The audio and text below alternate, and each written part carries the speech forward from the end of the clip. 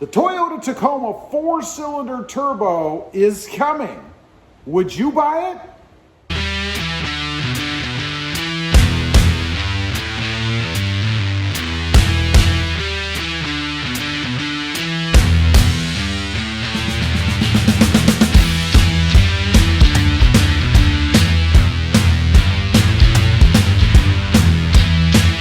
Well, good morning, everybody, and welcome back to Robmotive. So, the Tacoma 4-cylinder turbo is coming. I think we can all agree on that now, right? I mean, looking at what Toyota has done with the brand new redesigned Tundra, it only makes sense that they're going to be going with a 4-cylinder turbo, probably not a twin turbo, for the next generation Toyota Tacoma, unfortunately.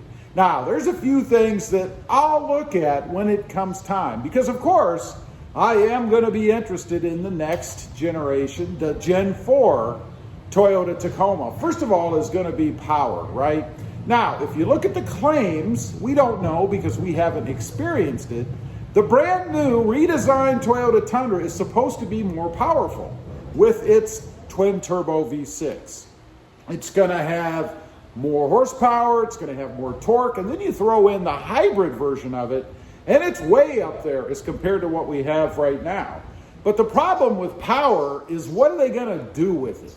You know, in the Tacoma, it has decent power right now, but Toyota has throttled it. They've throttled it with the lag.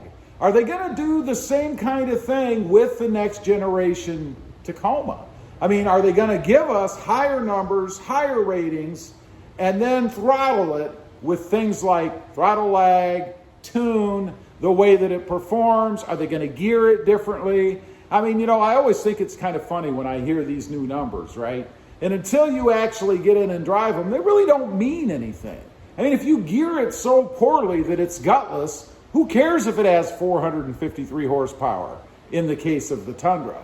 I want to be able to use that power, in my case, in the form of acceleration, off-the-line power. That's what makes vehicles fun to drive for me. And not only off the line, but when you're cruising down the road and you want to get on it, you know, in case you're needing to merge into the freeway, you beat that guy that's sitting beside you, I don't know, whatever it is that you're into doing, I want it to be able to go. You know, what it reminds me of, what I'm thinking, are the older Jeeps, the Jeep Wranglers. You know, I've had several Jeeps. It's a thing I have, you know, a problem. But I've had several of them, and before they came out with the new, I think it's the Pentastar motor, or Pentastar, however you say it, motor, they had it set up so poorly that it was like a lumber wagon, right? You would get in that thing, and it couldn't get out of its own way. Then they changed it. They mated it with a new transmission. I'm assuming re-geared it a little bit too, and it is awesome. It's like lightning now. It actually, of the 4 vehicles I have, it's the fastest vehicle I have, and it's a Jeep Wrangler. I mean, who would have ever thought? So it depends on what they're going to do with it. What kind of pickup is it going to have? How quick is it going to be for me? Next up, of course, is fuel economy. You know, if they're going to suck all the power out of these trucks, they better give us something back, and it better be substantial. And in this case, really the only thing they could do, they could increase towing, they could increase hauling. But for me, and again, I'm speaking of me personally, and maybe a lot of you out there, how much severe towing and hauling do you really do with a Toyota Tacoma? I assume if you're messing around with higher weights, heavier things like trailers and loads of rock every day, you probably have a full-size truck. But fuel economy is what's going to be key.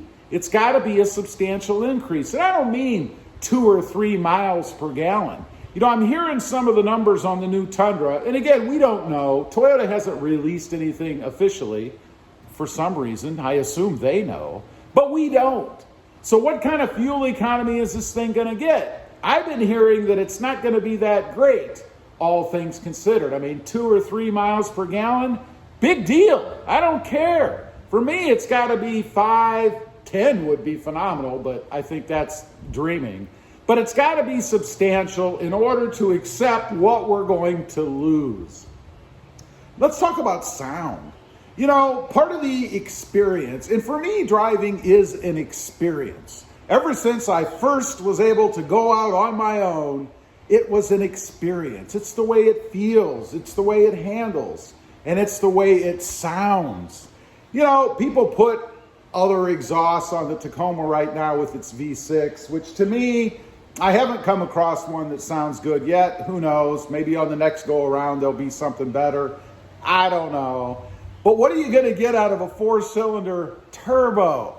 I mean, you're going to have nothing. It's probably going to sound just a little bit better than an all-electric going down the road.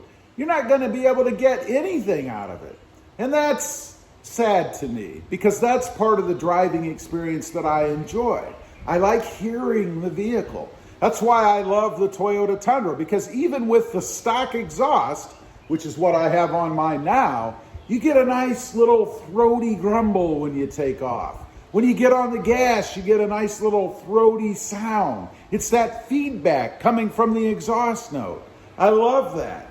We're not going to have that in a 4-cylinder turbo, twin turbo, hybrid turbo, whatever it is. And of course, ultimately, if you believe all the rumors and things out there, all electric.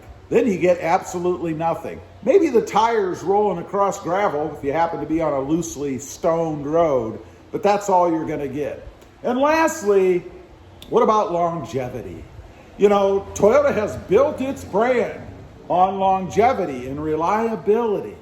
And what's going to happen with a turbo? Everybody dogs the turbo. You're not going to get a 1,000,000-mile Tundra, or Tacoma in this case, with a turbo. They last maybe 100,000 miles or so, and then you have to replace them. Now, this is where Toyota is going to get a little bit closer to Honda, I think. And what am I talking about? Well, you know, for years, Honda has been known for how long their vehicles last. But what I always found interesting was the service requirements for those, for the Hondas, that is. You have to take them in, and they replace things. They replace all kinds of things. Well, of course, they're going to last longer as a unit because you're constantly putting new parts in it. And how expensive is that? You know, once the warranty's up, it's not cheap to maintain those. And what's it going to cost to maintain a hybrid turbo 4-cylinder Toyota Tacoma, especially if you're using it as a truck and putting wear and tear on it? I don't know.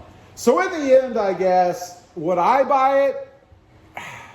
It's hard to say, although if you're going to pin me down, I guess I would say as long as it has that oomph that I'm looking for, that off-the-line acceleration, I probably would buy it.